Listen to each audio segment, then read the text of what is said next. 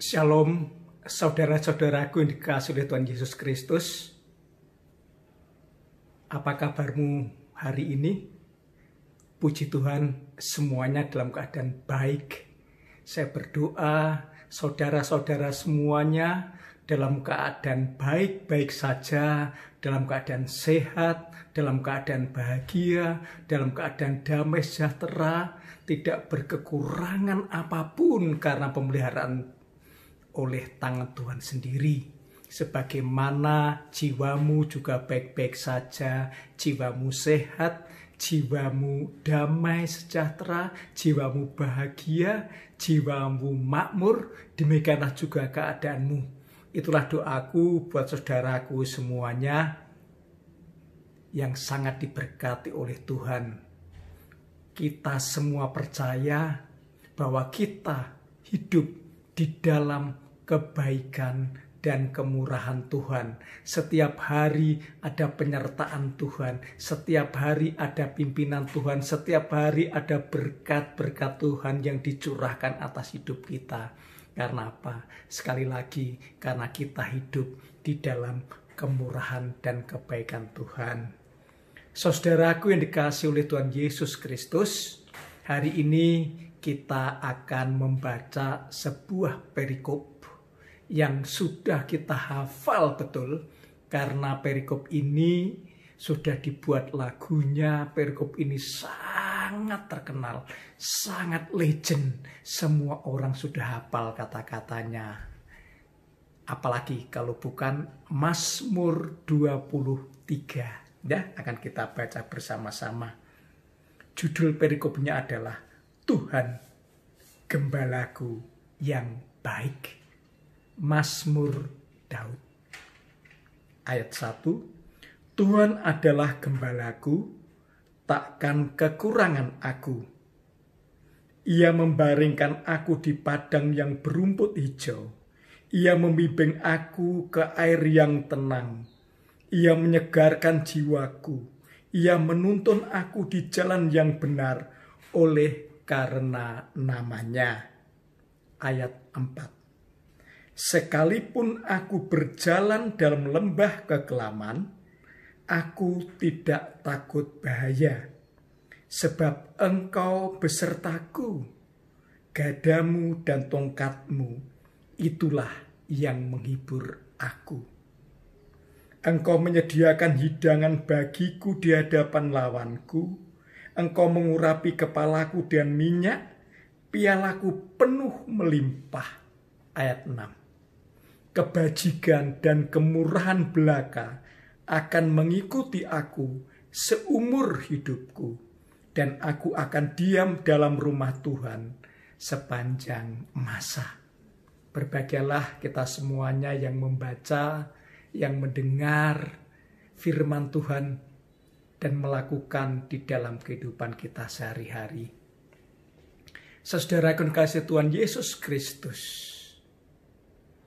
Mazmur yang ditulis oleh Daud ini diambil dari pengalaman hidup Daud.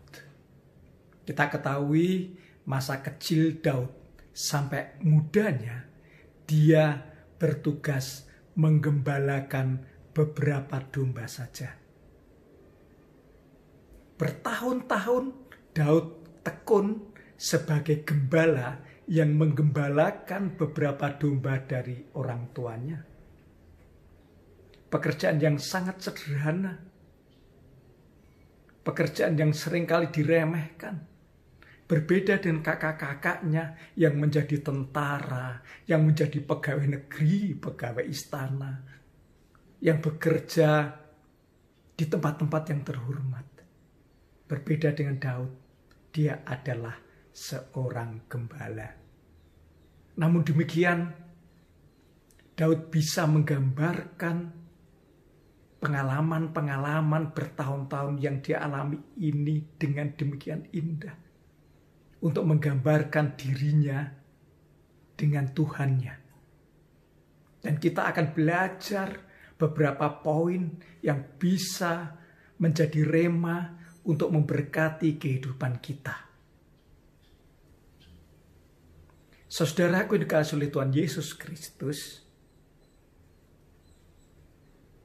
Daud menggambarkan dirinya seperti domba, dan Tuhan adalah gembalanya. Dan gembala ini adalah gembala yang baik.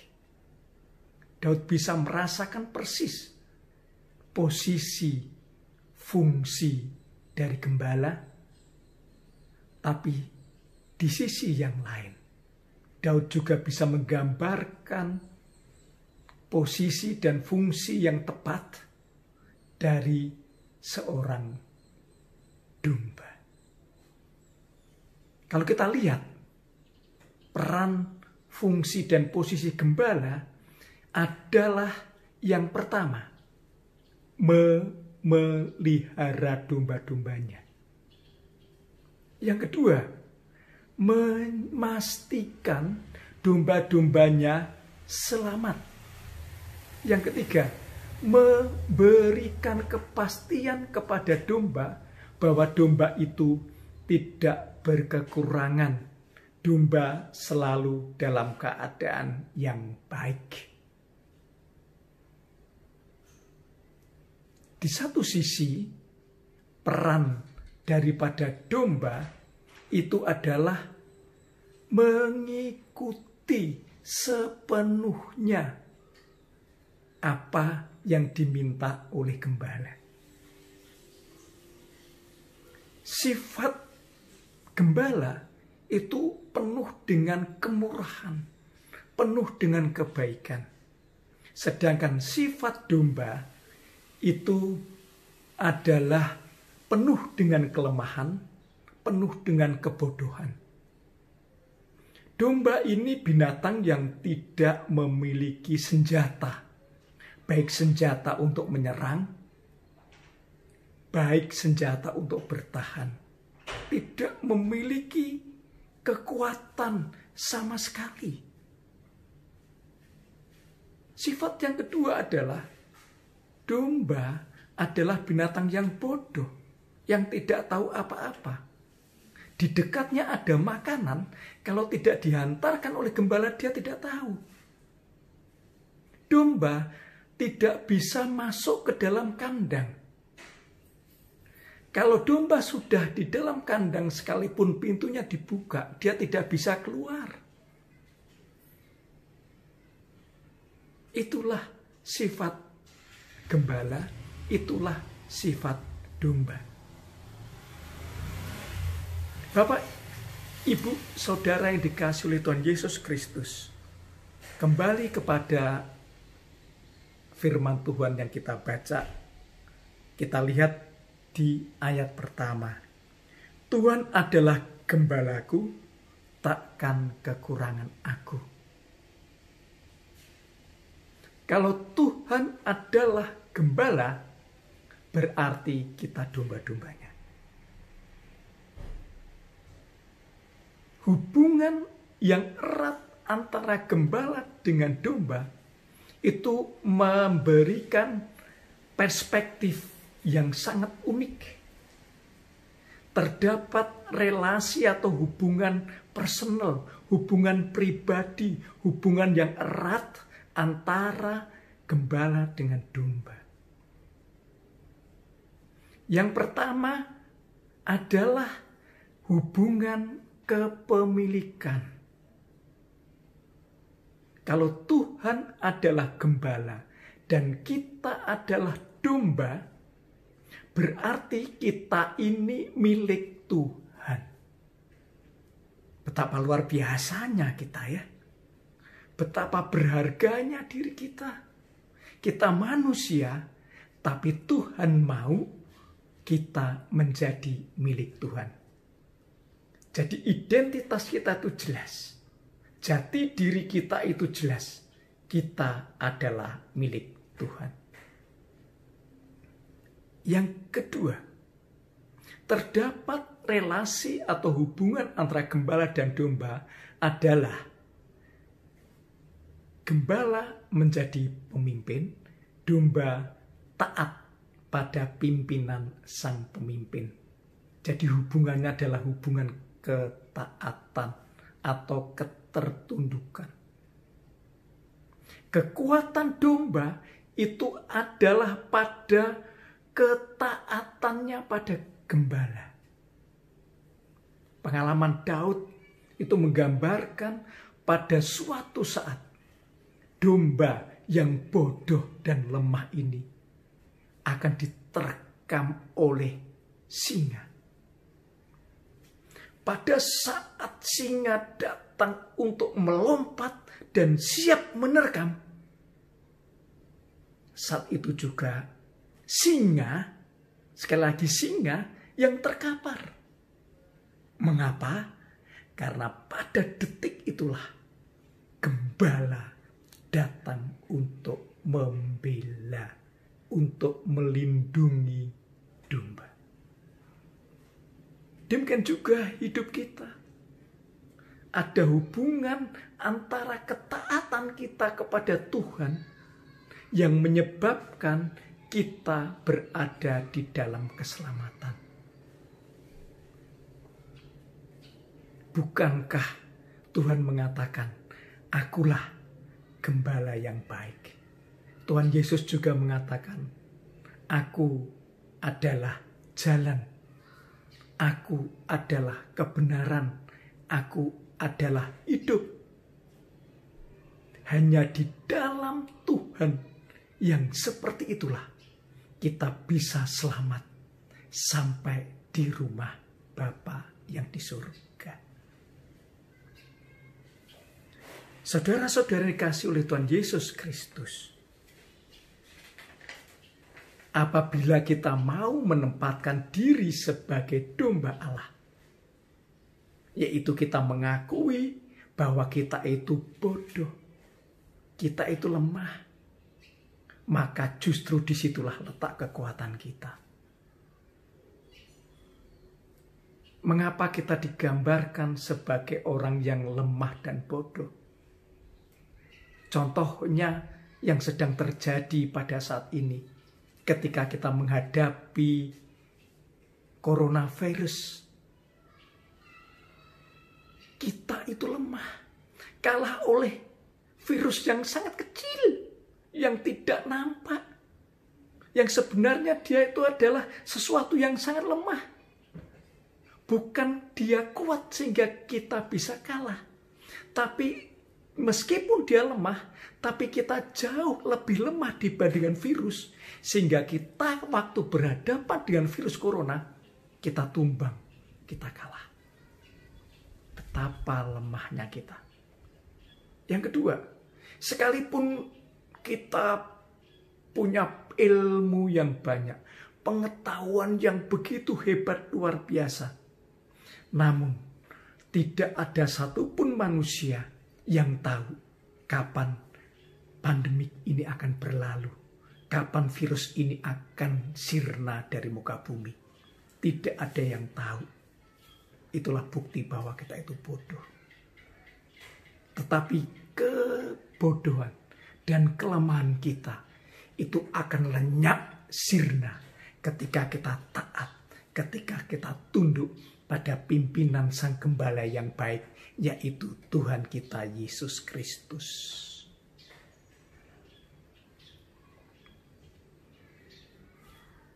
Ketika Tuhan Yesus mengatakan, "Aku adalah gembala yang baik, aku akan memelihara kamu, aku akan menyertai kamu, sehingga kamu tidak akan pernah berkekurangan." Itu bukanlah janji, itu adalah sebuah fakta. Itu adalah sebuah realita yang Tuhan sampaikan kepada kita. Jadi, kalau kita domba-dombanya Tuhan, ada satu realita, ada satu fakta bahwa kita selamat di tangan Tuhan. Kita senantiasa di dalam pemeliharaan Tuhan. Kita tidak pernah berkekurangan.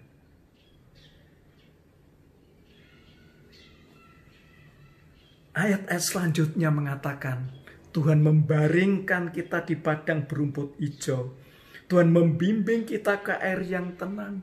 Tuhan menyegarkan jiwa kita. Tuhan menuntun kita di jalan yang benar oleh karena namanya. Sampai ayat yang keempat. Sekalipun aku berjalan dalam lembah kekelaman, aku tidak takut bahaya. Berjalan di dalam tuntunan dan bimbingan Tuhan. Kita tidak selamanya melewati padang yang berumput hijau. Tidak selamanya kita melewati air yang tenang.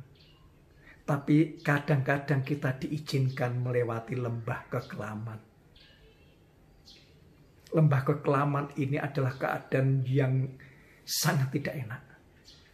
Di mana kita penuh dengan kekhawatiran, penuh dengan ketakutan. Ini ada situasi yang penuh dengan ketidakpastian, di mana kita menjadi tidak berdaya. Kita penuh dengan ketidakmengertian, kita penuh dengan kebingungan, kita cemas, kita berada dalam ketakutan yang demikian besar. Karena lembah kekelaman di sini itu di dalam bahasa lain dikatakan lembah bayang-bayang maut. Keadaan yang sangat berbahaya buat kita. Itulah saat-saat yang sedang kita hadapi hari ini. Barangkali kita sedang dalam lembah kekelaman karena sakit penyakit yang kita derita. Barangkali kita dalam lembah kekelaman karena kita di dalam situasi terkurung. Kita tidak berdaya. Barangkali kita di dalam lembah kekelaman karena kita tidak punya sumber daya, tidak punya sumber dana, kita tidak punya apa-apa. Barangkali lembah kekelaman kita adalah ketika kita berada dalam situasi ketidakpastian, ketidakadilan, ketidaknyamanan, ketidakenakan. Kita dalam keadaan tidak tahu apa-apa. Siapapun kita, apapun keadaan kita, ingat firman Tuhan.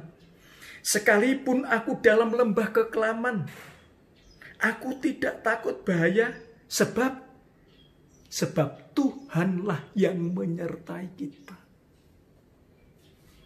Kalau Tuhan menyatakan, aku menyertai engkau. Sekali lagi itu bukanlah janji, tapi itu fakta, itu realita, itu kenyataan. Maka kita tidak perlu takut. Apalagi kalau kita melihat hiburan-hiburan yang diberikan Tuhan pada saat kita melihat gadanya dan tongkatnya. Hari ini kalau kita dalam keadaan yang takut, buang ketakutan itu. Kita dihibur oleh salibnya Kristus. Ketika kita melihat salib, ketika kita memandang Kristus, maka kita dihibur. Maka kita diingatkan bahwa Tuhan tidak pernah meninggalkan kita. Saudaraku yang dikasihi Tuhan Yesus Kristus, perikop ini diakhiri pada ayat 6. Kebajikan dan kemurahan belaka akan mengikuti aku seumur hidupku. Apapun keadaan kita, ada fakta bahwa sesungguhnya apabila kita mau taat dan setia kepada Tuhan, kita tunduk akan penyertaan dan pimpinan Tuhan, maka jaminannya adalah kita hidup di dalam kebajikan dan kemurahan Tuhan. Kita hidup di dalam kebaikan Tuhan. Kita hidup di dalam kasih karunia Tuhan. Kita hidup di dalam anugerah Tuhan. Kita hidup di dalam berkat-berkat Tuhan. Itu fakta, bukan janji. Dan kehidupan kita di dalam kebaikan dan kemurahan Tuhan itu sepanjang masa. Di waktu-waktu yang lalu, hari ini, di hari-hari ke depan, sampai kita berada di rumah Bapa di surga. Di sanalah tujuan kita. Di sanalah kita akan diam di dalam kekekalan. Kita akan menikmati masa-masa indah selama-lamanya bersama dengan Tuhan. Saudara yang dikasihi Tuhan Yesus Kristus, demikian firman Tuhan yang begitu indah. Jadikan itu rema, jadikan itu pedoman, jadikan itu sesuatu yang bisa kita tangkap, berkat yang sungguh-sungguh. Supaya apa? Supaya kita kuat, supaya kita diinspirasi, supaya kita dihibur karena kita diingatkan. Kita memiliki gembala yang baik, yaitu Tuhan Yesus Kristus, yang akan menyertai kita selama-lamanya.